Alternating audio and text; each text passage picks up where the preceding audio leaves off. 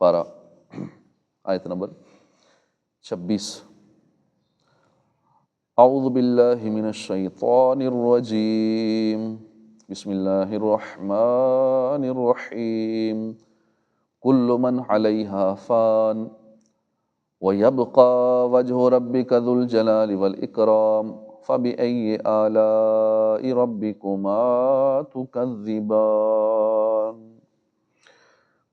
کل من علیہا فان، کل ہر، من وہ جو، ہر وہ جو علیہا اس زمین پر ہے، ہر وہ جو اس زمین پر ہے، فان فنا ہونے والا ہے، ہر چیز جو زمین پر ہے فنا ہونے والی۔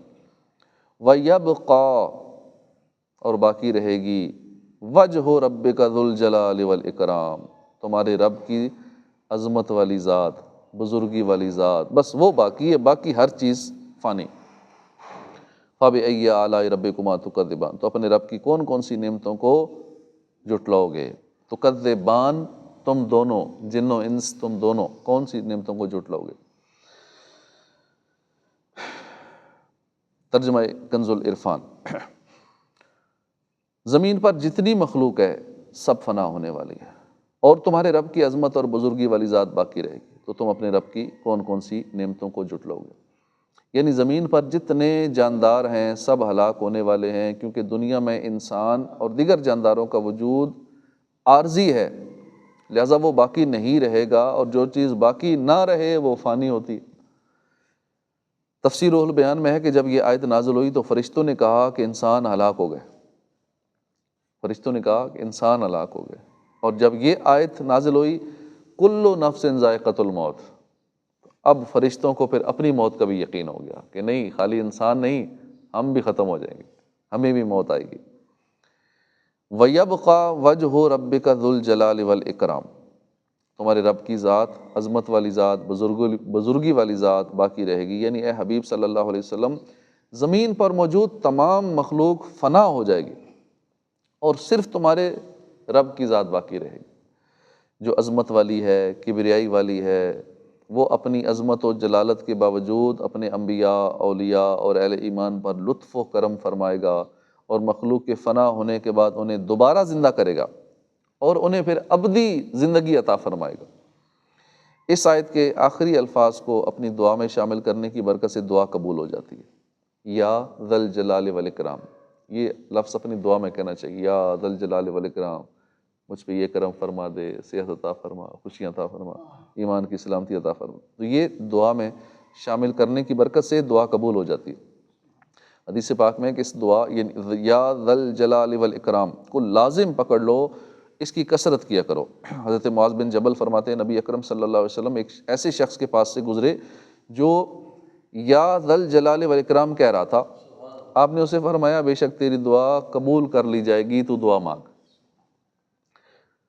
فَبِأَيِّ آلَاءِ رَبِّكُمَا تُكَذِّبَانِ تم دونوں اپنے رب کی کون کون سی نعمتوں کو جھٹلاؤ گے؟ یعنی جو نعمتیں سب کے فنا ہونے پر مرتب ہیں، جیسے دوبارہ زندہ ہونا، دائمی زندگی ملنا، ہمیشہ باقی رہنے والی نعمتیں عطا ہونا وغیرہ، تم دونوں ان میں سے اپنے رب کی کون کون سی نعمتوں کو جھٹلاؤ گے؟ حضرت عبداللہ بن احمد نصفی رحمۃ اللہ علیہ، فنا ہونا اس اعتبار سے نعمت ہے کہ ایمان والے موت کے بعد ابدی اور سرمدی نعمتوں کو پائیں گے۔ اس کے لیے فنا ہونا ضروری ہے، اس کے لیے مرنا ضروری ہے، محبوب کے دیدار کے لیے مرنا ضروری ہے، قبر میں آقا کا دیدار نصیب ہو، مرنا ضروری ہے، موت کے بغیر ممکن نہیں ہے، جنت تک پہنچنے کے لیے مرنا ضروری ہے، تو یہ مرنا بھی تو ایک نعمت ہوگی اللہ کی، اس نعمت پہ بھی شکر ادا کرنا چاہیے۔ جس دن دائے سنیا وچ قبر دے آقا نے دیدار کرانا ہے۔ تو حضرت عبداللہ بن احمد نصفی فرماتے ہیں کہ فنا ہونا بھی اس اعتبار سے نعمت ہے کہ ایمان والے موت کے بعد ابدی نعمتیں، سرمدی نعمتوں کو پالیں گے۔ ابھی جو نعمتیں عارضی ہیں، ابھی سب کچھ عارضی ہے، لیکن اس کے بعد ہر چیز ابدی ہوگی، اور بڑی کوالٹی والی ہوگی، اور بہترین قسم کی ہوگی ہر چیز۔ حضرت ابو قتادہ بن ربیع انصاری فرماتے ہیں کہ رسول کریم صلی اللہ علیہ وسلم کے پاس ایک جنازہ گزرا، آپ نے فرمایا کہ مستریح و مستراح منہ۔ صحابہ کرام نے عرض کی یا رسول اللہ یہ مستریون مستراؤں من سے کیا مراد ہے؟ فرمایا مومن بندہ جب مرتا ہے وہ مصیبتوں سے نجات پا کر اللہ کی آغوش رحمت میں جانا چاہتا ہے، اور بدکار آدمی جب مرتا ہے تو اس کے مر جانے سے اللہ کے بندے، شہر، درخت، جانور بھی راحت پانا چاہتے ہیں۔ اور حضرت یحییٰ بن معاذ راضی فرماتے ہیں موت کو خوش آمدید ہو، کیونکہ یہ وہ چیز ہے جو حبیب کو حبیب کے قریب کر دیتی ہے۔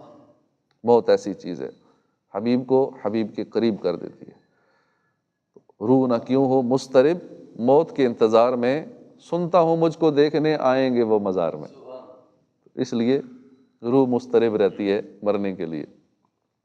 مر کے پہنچا ہوں یہاں اس دل ربا کے واسطے، قبر میں سرکار آئیں تو میں قدموں میں گروں، گر فرشتے بھی اٹھائیں تو میں ان سے یوں کہوں اب تو پائے ناز سے میں فرشتوں کیوں اٹھوں، مر کے پہنچا ہوں یہاں اس دل ربا کے واسطے۔